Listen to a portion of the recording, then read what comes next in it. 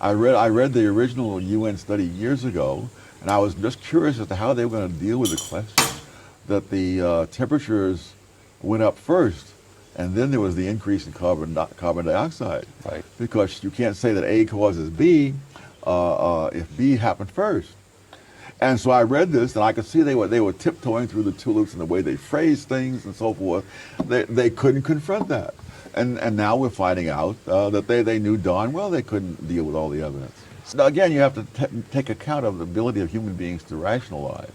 I'm sure there are scientists out there who believe some or much of what they're saying, and there are other scientists who believe the opposite. But the ones who are pushing global warming are doing their damnedest to make sure that those who believe the opposite don't get heard in the public. It's all about the language. A lot of politicians, people who need to sort of create a certain narrative, you have to really pay attention to the words they use, how they use them is all about the language. A lot of people who are sort of global warming activists always sort of say this thing of like, well, overwhelmingly the majority of scientists are in agreement on the cause and why there's global warming, that is mostly or all done by the cause and effects of or man's activity here on Earth. However, is it majority scientists, or is it the scientists they allow us to hear? Is it the scientists that they actually platform and give a voice to, a megaphone to sort of speak to the rest of the public? I'm not saying that there isn't global warming, or the temperatures aren't changing, or the temperatures aren't evolving.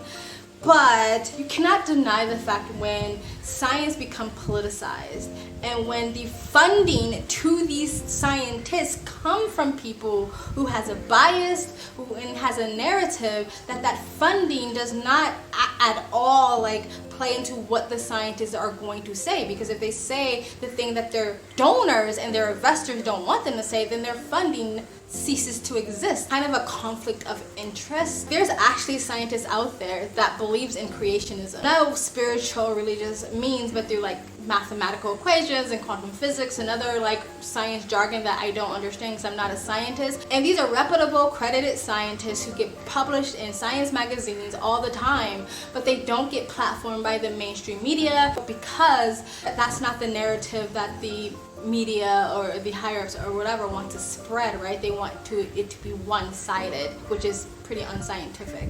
Again, I'm not denying anything, but I think we should still be able to ask the question, okay, so global warming, the temperatures are changing, they're evolving. Is it mostly due to man's activity, or was it already naturally doing so and we're kind of maybe just making it worse? I feel like those are the questions and the conversations you can't ask, and eventually, probably sometime very soon, you won't be able to question it. I think we've seen in the last 2 years that the media will tell you that all science are in agreement on one thing, but seem to silence any scientists or any doctors or any biologists that don't agree with the mainstream narrative, and only platform those that do. The media has become the science. The media has become the truth. But I'm saying we should keep evolving the conversation instead of being sort of like this fear-mongering, the world is ending, global warming fanatics, or end of the world alarmist. I don't think there's anything wrong with